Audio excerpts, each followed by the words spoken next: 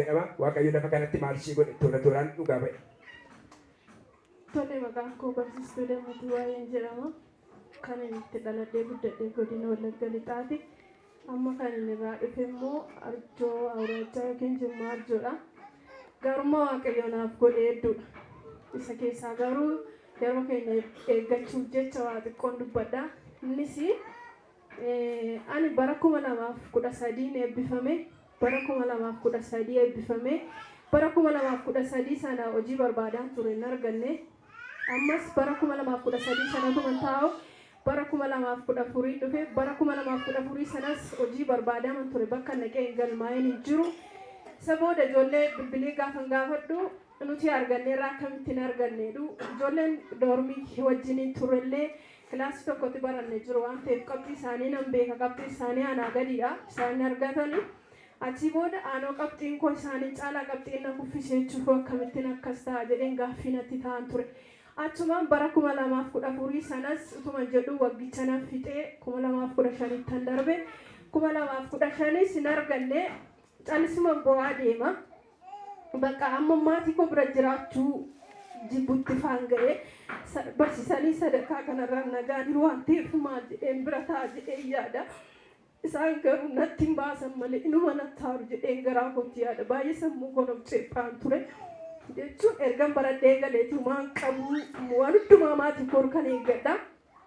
Isa booda amma kan erganatti dadhabanii akkamittiin amma kana jedhee bukkeetaa biraa deemuu qaba jedhee murteessee isa booddee sadaxaanaan jedhanii nan deema bakka deemeen hojii barbaada. Asitti niitoorkiinis hojjechuu dhiisuu danda'a waan ta'eef jedheen maatii koo biraa deeme hin deeminaa jennaan nan deema malee jedheen deeme. Isa booda asan dhufe. As dhufeen beeksisuma bahuun galmaan ture bara 2015 sanan dhufe bara 2015 sanaas taa'ee beeksisaa kan jiru hordofaan ture darbuu hin dandeenye 2016 isuma kana taccee kana booda kadhatan as dhufe. Isa booda abdii koo kutadhee abdiisaa dhumaa bakka kana booda dookimentii koo irrattis paardeetiin hin gaa bara kanaa jedhee daangeessuu jalqabeera waan ta'eef dookimentii koo sixxiree abiddatti naqeen biyyaa ba'a jedhee yaadee ture.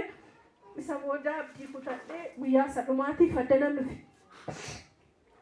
As dhufeen guyyaan isaa guyyaa kamisaa ture baruma kanaa jechuudha. Guyyaan isaa guyyaa kamisaa ture. 2016 kana keessa. 2016 guyyaa kamisaa kumaarraa ture jechuudha.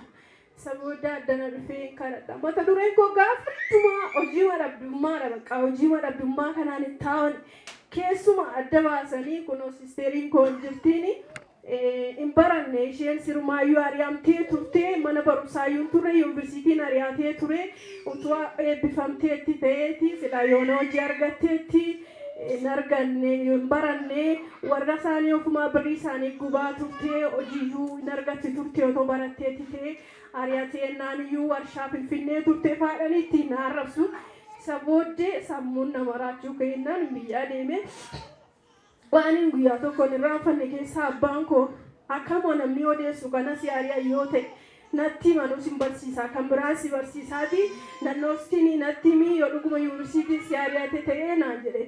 Isa booddee warra dubbisuu danda'anitti saartifikeeta koo agarsiisa kan eebbifame warra dubbisuu hin dandeenyetti immoo silaan baranne warra hin barannetti naaru jedhee manobsaa ture. Kana booda abbaa kootiin atis orma duukaa buutee akkas naan jettaa ittiin jedheen hin ture. Isa booddee guyyaa kamisaa addana dhufee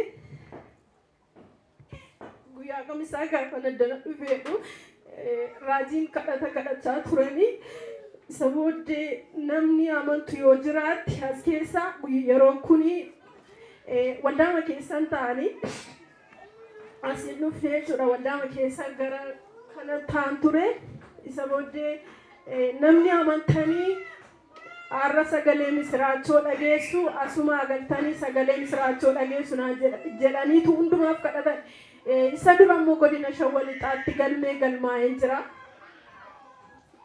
Kana booddee asii galtanii namni amantu yoo jiraatte sagalee misiraachoo dhageessaa ani keessa deemee ganaa nama qaqqabu yeroo siin qabu yeroo nan ga waan ta'eef warri amantan sagalee misiraachoo dhageessu hamuma gadi baatanii isinii bilbilame sagalee misiraachoo dhageessu namni amantu yoo jiraatti asii gadi baate sagalee misiraachoo dhageessa yeroon kun yeroo itti kakuu kee wal argituudha malee yeroo itti kakuu dhageessu miti kun nama manee fintaa keessa deemee nama qaqqabuu hin danda'u jedhanii isa booda ameen jedhee fudhadheen biyyoo lafa kanaa warri amantiidhaan biyyoo lafa kanaa fudhattanii galtanis waan isin rakkisuuf waan isin yaaddeessurra waan nama kamiif iyyuu dadhabamerra galtanii yoo keessanii sagalee irratti dhageeffadhaatii dhaqaatiif waan isin rakkisurra biyyoo kana fuudhaatii galaatii kaadhaa yoo amantan waa argitu jedhanii achi sagalicha isuma isaan kadhatan sana ameen jedhee fudhadhee amantiidhaan fudhadheen biyyichuma ammoo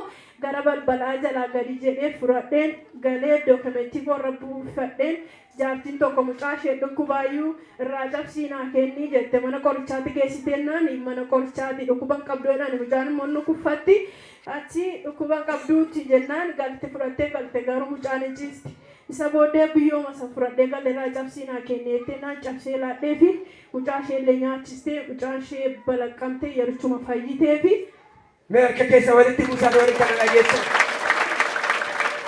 Biyyooma lafa kanaa fuutee galtee illaattee fe'ate. Ani ofii godhaa fudhadhee galee naan cabsiinaa kennanaaf illee teenaa kenneef. Isa booddee mucaa ishee kennitee fi mucaa ishee illee oqistee yeroochuma fayyitee fi kaatee ganam taphachuu jalqabde. Isa booda ani immoo dookumentii koo keessa buufadheen baqaanii gadi bahee birrii wayin xiqqoo wayin qabaa mana baankii dhaqee isa baafadha jedheen gaafan gadi baheedhu achuma tonnaa badhuu naa bilbilame lakkoofsichi haaraa natti ta'ennaan takka qabee dhaabbadheen kaase isa booda gaafan kaaseedhu godina waajjira barnootaa godina Shawaa Lixaarraa si bilbille dookumentii orjinaala fudhadhuuti kottu borganamaa naa jedhan. Gaafa kam sii kadhatamee gaafa kam sii daawwatan? Gaafuma kam isaanaa bilbilame asuma bahee nagee. Harka kee walitti buusi warri kana dhageessu waaqayyo galateeffatu.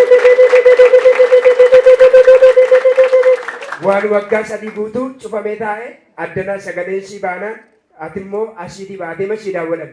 Asuma bahee warri amantanii yeroon keessa deemee si qaqqabu hin qabu sa'aatiin nanga waan ta'eef warri amantanii asuma gadi baatanii sagalee misiraachoo dhageessu isinii bilbilamaa jedhanii achuma gadi bahee gaafan jedheedhu anuma xiqqoo ture waldaa gidduutti dhiiseen bahee anuma gadi bahee xiqqoo mana baankii bukkee dhaqee dhaabbatu naa bilbilame dookumentii kee fudhadhuu kottu naa jedhanii achi kanan booda dhaqeen amma achi qaxaramee waggaa tokko fixeen dhufee waaqayyoon naa galateeffadhaa bulchu. Mereka keessa walitti buusaatti galateeffadhaa gooftaa.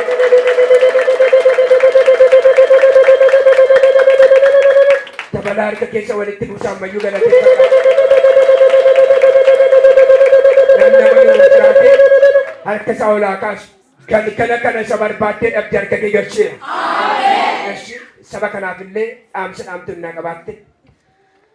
Saba kanaaf dhaamsi dhaamu yoo jiraate waaqayyo waan inni hin hojjenne hin jiru waan namni abdii kutatee irratti sichi kun falan qabu jedhee abdii kutate waan manni yaalaa dadhabe manni yaalaa galiitii waan qabdullee nyaadhu sichi falan qabdu kan siin jedhu yoo jiraate waaqayyo waan inni dadhabe hin jiru lafa kana kottaa fayyaa baay'ina namaan ilaalina fooqii manaan ilaalina hojiin waaqayyo akka hojjetamutti beeka waaqayyo lafa kana jira waaqayyo nama isaa wajjiniin jira kanaafu sodaatinaati lafa kana kottaa fayyaa wanti guddaan natti dhaga'amu facaasaa darbe natti fakkaata mucaan arrabishee hidhamaa tokko hiikamte callisanii mafajajanii ilaalu waldaa kanatti kan hinaare anillee akkuma tasaan dhufa malee miseensa waldaa kanaa miti garuu kan hinaaru iddoo biraattitu wanti xiqqoon ta'e uwwedhanii fooricanii iyyuu asitti garuu fajajanii callisanii mana malaalu waaqayyo isa kana godhuuf ililchanii ani gaafa sana akkan ta'e beeku addumaan gaafa mucaa arrabishee hidhame sana hiikamte akkan ta'u wallaale yoon ofii godha akkasumatti keessa fiigee maraatuudhaan jedhu jedhee man beekaaf gadi qabe malee waaqayyo dinqii gurguddaa hojjeta lafa kanatti kanaaf kottaa lafa kanatti fayyaa namni hundumtuun isiniin jedha. Galateeffadhaa waaqayyo akka keessa walitti